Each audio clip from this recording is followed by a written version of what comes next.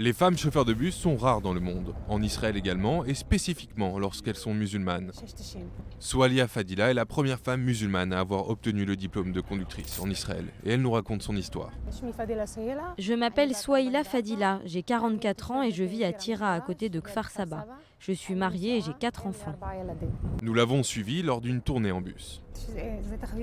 J'ai toujours aimé ça. J'ai commencé à me faire à l'idée de devenir conductrice de bus il y a 20 ans. J'étais volontaire à l'école et à chaque fois je devais raccompagner les enfants chez eux avec le van de l'école. Et j'aimais bien les voir contents, que je leur rende ce service. Donc cette façon de me rendre utile est toujours restée présente dans ma tête. Quand mes enfants ont été suffisamment grands pour nous laisser plus de temps libre, mon mari a voulu passer son permis autobus et je lui ai dit que je voulais le faire également.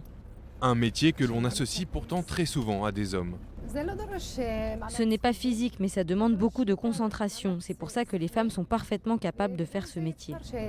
Dans un pays où les relations judéo-arabes sont parfois difficiles, Fadila s'estime heureuse d'avoir le droit d'exercer ce métier en Israël. C'est vrai que ça m'a aidée à devenir une conductrice de bus. Dans notre pays, il n'y a pas de différence entre hommes et femmes, et il y a même des aides pour les femmes. Je ne pense pas que dans d'autres pays, j'aurais eu les mêmes chances. La société métropoline qui l'emploie a tout fait pour l'accueillir de la meilleure manière qu'il soit et respecter les conditions liées à son statut de femme musulmane. Par exemple, parce que je suis une femme religieuse, je leur ai demandé d'être seule dans la voiture qui m'accompagne au travail et de ne pas être mélangée avec les hommes.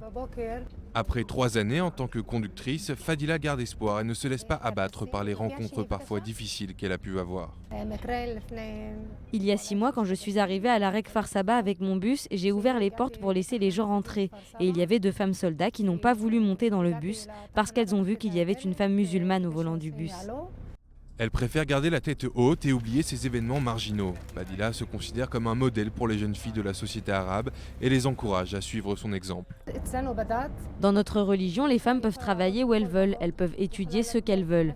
L'islam donne aux femmes la liberté de choix, mais il y a tout de même une limite et certaines conditions à respecter. Et c'est le cas de toute façon dans toutes les religions. Une situation qui tend à se démocratiser. Le ministère des Finances et des Transports vont coopérer dans la formation de 30 femmes arabes pour pallier à la pénurie de chauffeurs de bus.